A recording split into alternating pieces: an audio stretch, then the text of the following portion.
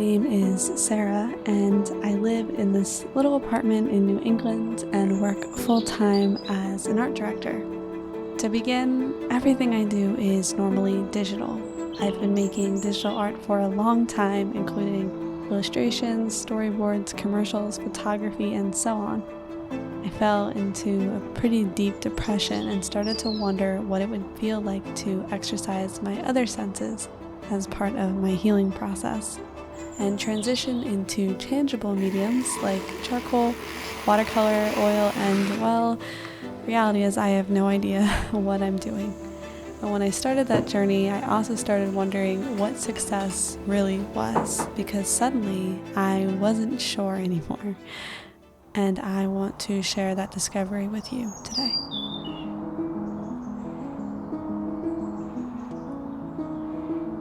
Due to my recent mental health struggles, I've been constantly pulling off pieces of who I am, treating myself like some moldable clay and pounding, massaging, stretching those pieces in the hopes of becoming someone else. Trying to soften my sharp edges and hide away my ugly features, like my daily panic attacks, my enviousness, and, in my opinion, my big nose. I lost myself. Instead of gently letting parts of me regrow, I started molding again in unforgivable aggression, start over, quit, delete, roll into a ball, add more water. Well, you get the picture.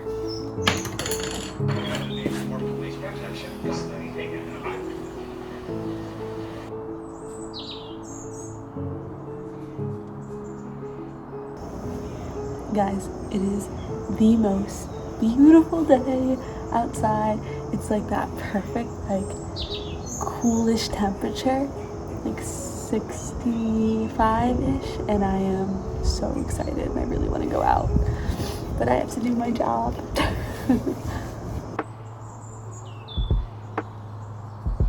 There are a few things a creative person fears: time, failure, and lack of progress, all connected in an unforgivable triangle that we must master, and if not, be mastered by. My obsessive-compulsive disorder makes it almost impossible to post videos or content of myself.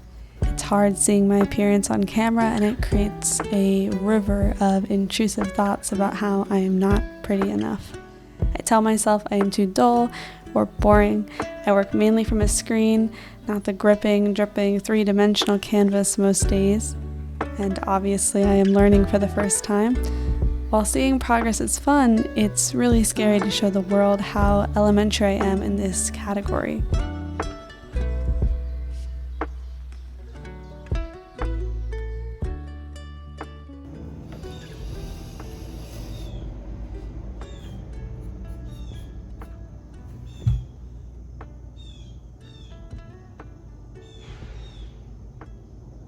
Listening to the bird in the background, crow.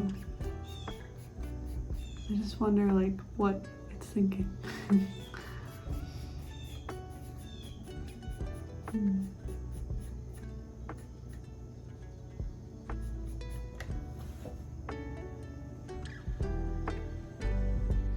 I also work from home, so my daily life is hours in the same chair, in this same room.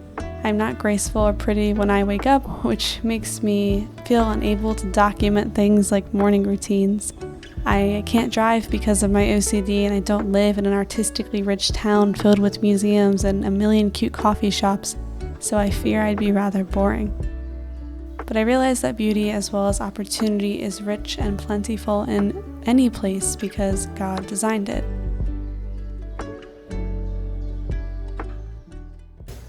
Hi, I overshaded. I have not done this in 2 years, so I feel like I've slipped backwards in the tangible arts, but I don't know, this gets me really excited because I love a challenge, and I love that I have a clear way to see and put it on the wall and just see how I progress. So it's exciting, a little disappointing, but mostly exciting. I need to name it. Oh, just look at that sunshine. Okay, let's go.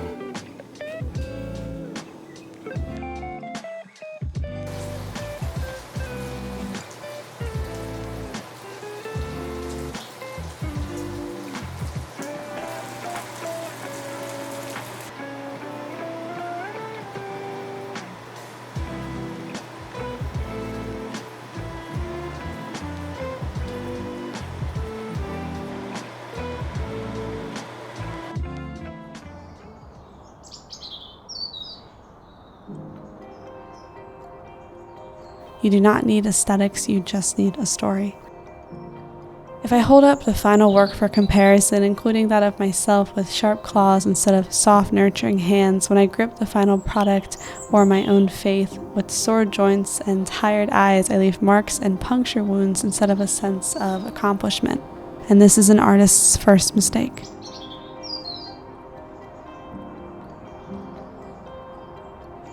I want to introduce you to a new way of how I think about failure, and that really changed everything for me in life, in comparison, and ultimately in my creativity.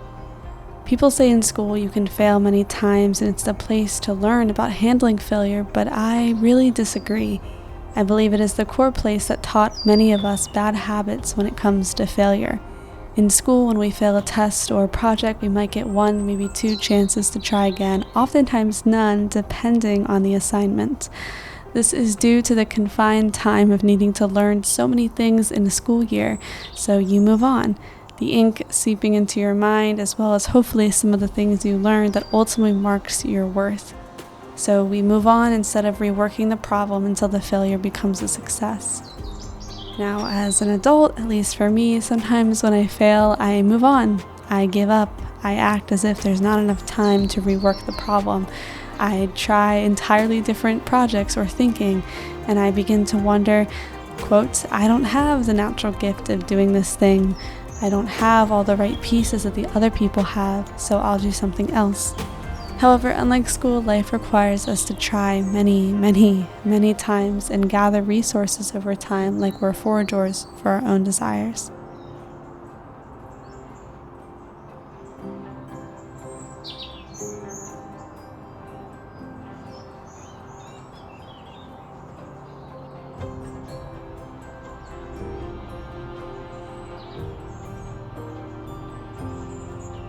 In reality, I've learned failure just means not yet. We must reassess, reflect, learn what mistakes we made, check our environment, our goals, remold the problem and not ourselves. Don't rip away pieces of yourself, rather rip away pieces of your work, your goals, until the final shape becomes very clear.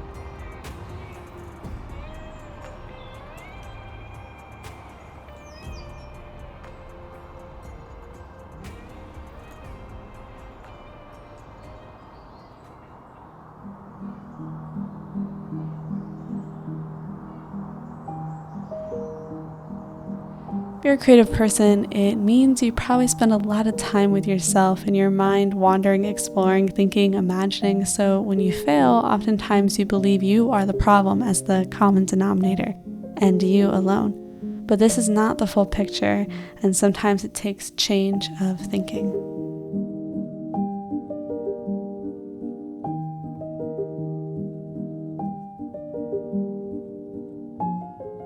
I decided to change up my medium to watercolor, which is an even lesser familiar space for me. I haven't touched watercolor since I was 10. So while I've done many watercolors digitally, this is forcing me to be very patient and learn how the water and colors interact, how color theory works, because unlike digital, I have to mix them myself, and even how to hold a brush, which is ultimately forcing me to slow down, unlike my pace with digital work.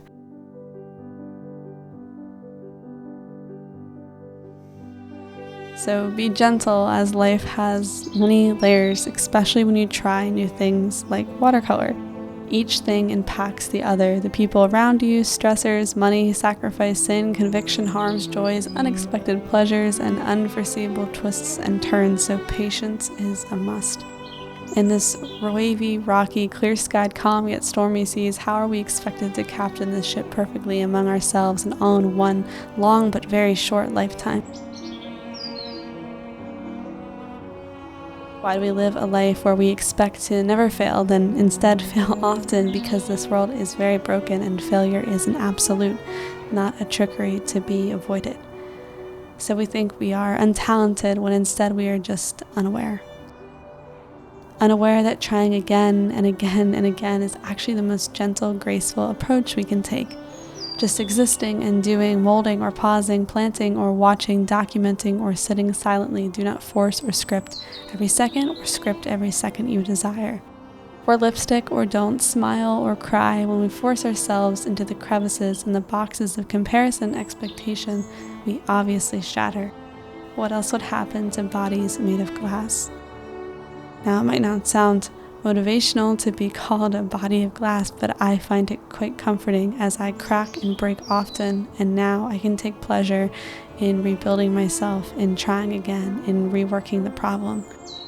Retaking the test 100 times does not mean you are a failure. It just means not yet. It just means soon, and I hope to see you again very soon. I really do, because in the morning it's a new day for both of us.